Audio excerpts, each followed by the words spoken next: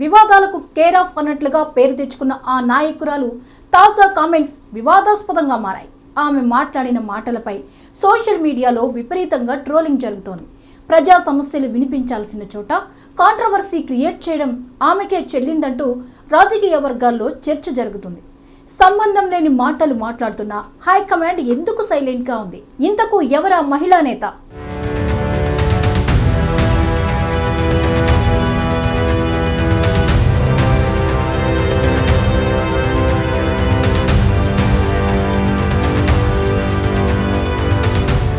కాంగ్రెస్ రాజ్యసభ సభ్యురాలు రేణుకా చౌదరి నిత్యం వివాదాల్లో చిక్కుకుంటారు. ఆమె వైఖరి అనేక విమర్శలకు తావిస్తోంది. కాంగ్రెస్ పార్టీ రాజ్యసభ సభ్యురాలుగా ఉంటూ ప్రజా సమస్యలపై పోరాడాల్సిన రేణుకా చౌదరి తరచూ కాంట్రవర్సీకి కేరాఫ్ గా మారుతున్నారు. కాంగ్రెస్ తెలంగాణలో అధికారంలోకి వచ్చిన వెంటనే పార్టీ హైకమాండ్ రాజ్యసభ పదవి ఇచ్చింది. రాజ్యసభలో రేణుక తన గళం విప్పి తెలంగాణ సమస్యలను ప్రస్తావించాల్సి ఉంది. అయితే తరచూ వివాదాలకు కారణమవుతున్నారు. ఆ మధ్యకాలంలో కుక్కను పార్లమెంట్ ఆవరణలోకి తీసుకువెళ్లి తాను ఇంతేనని చెప్పకనే చెప్పారు. తాజాగా అమరావతిపై చేసిన కామెంట్లతో బాగా ట్రోల్ అవుతున్నారు.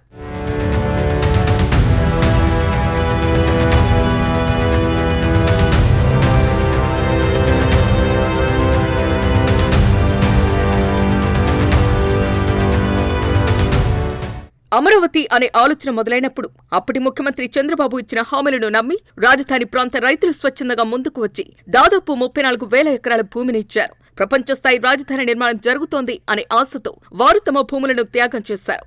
అయితే ఆ తర్వాత రాజకీయ పరిణామాలు పూర్తిగా మారిపోయాయి. వైసీపీ అధికారంలోకి వచ్చిన తర్వాత ఒకే రాజధాని ఆలోచనను పక్కన పెట్టి 3 రాజధానుల ప్రతిపాదన తీసుకొచ్చారు. వికేంద్రీకరణ పేరుతో తీసుకున్న ఈ నిర్ణయం అమరావతి అభివృద్ధిని పూర్తిగా నిలిపివేసింది. నిర్మాణాలు ఆగిపోయాయి, పెట్టుబడులు నిలిచిపోయాయి. ముఖ్యంగా భూములు ఇచ్చిన రైతులు తీవ్ర నిరాశకు గురయ్యారు. ఈ 5 ఏళ్ల కాలంలో అమరావతి ప్రాంతం ఒక స్థిరమైన దిశ లేకుండా నిలిచిపోయింది. రాజధాని వస్తుందని ఆశించి పెట్టుబడులు పెట్టిన వారు, వ్యాపారాలు ప్రారంభించిన వారు నష్టాలను చవిచూశారు. ఈ నేపథ్యంలో మళ్లీ అధికారంలోకి వచ్చిన కూటమి ప్రభుత్వం అమరావతిని శాశ్వత రాజధానిగా నిలబెట్టాలని నిర్ణయించుకుంది. పార్లమెంట్లో బిల్లు ఆమోదింప చేయటం ద్వారా ఈ అంశాన్ని చట్టబద్దం చేయటం పెద్ద అడుగుగా భావిస్తున్నారు. ఈ నిర్ణయాన్ని రాజకీయాలకు అతీతంగా చాలా మంది స్వాగతిస్తున్నారు. ఎందుకంటే ఇది కేవలం ఒక నగరానికి సంబంధించిన విషయం కాదు, 5 కోట్ల మంది ప్రజల భావోద్వేగాలకు సంబంధించిన విషయం.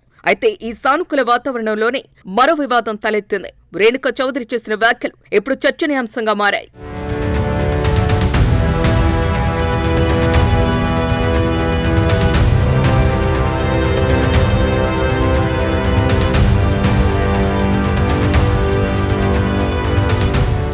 రేణుకా చౌదరి పార్లమెంట్లో మాట్లాడుతూ అమరావతి అనాలా, కమ్మరావతి అనాలా అనే వ్యాఖ్య చేయటం సోషల్ మీడియాలో పెద్ద చర్చకు దారితీస్తుంది. ఈ ఒక్క మాటతోనే అసలు చర్చ పూర్తిగా మరో దారిలోకి వెళ్లిపోయింది. ఇప్పటి వరకు అమరావతి అంటే అందరి రాజధాని అనే భావన ఉన్న చాలా మందిలో ఈ వ్యాఖ్య కొత్త సందేహాలను రేకెత్తించింది. సోషల్ మీడియాలో ఈ వ్యాఖ్యలపై తీవ్ర చర్చ జరుగుతోంది. కొందరు దీనిని అనవసర వివాదంగా భావిస్తే మరికొందరు ఆమె ఉద్దేశాన్ని సమర్థించే ప్రయత్నం చేస్తున్నారు. అమరావతిని సమర్థించినంత వరకు ఎవరికీ తప్పులేదు.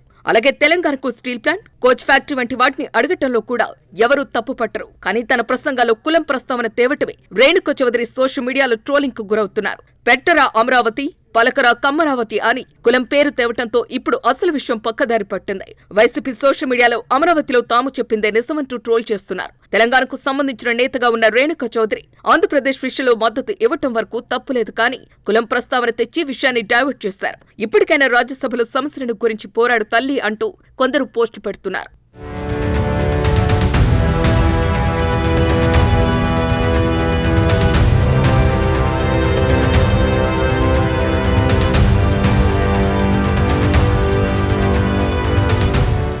రాజధాని అనే అంశం కేవలం రాజకీయాలకే పరిమితం కాదు. ఇది ప్రాంతాలు, వర్గాలు, ప్రజల భావోద్వేగాలు అన్నింటికీ సంబంధించింది. అందుకే ఇలాంటి సందర్భాల్లో నాయకులు మాట్లాడే ప్రతి మాటకు ప్రాధాన్యత ఉంటుంది.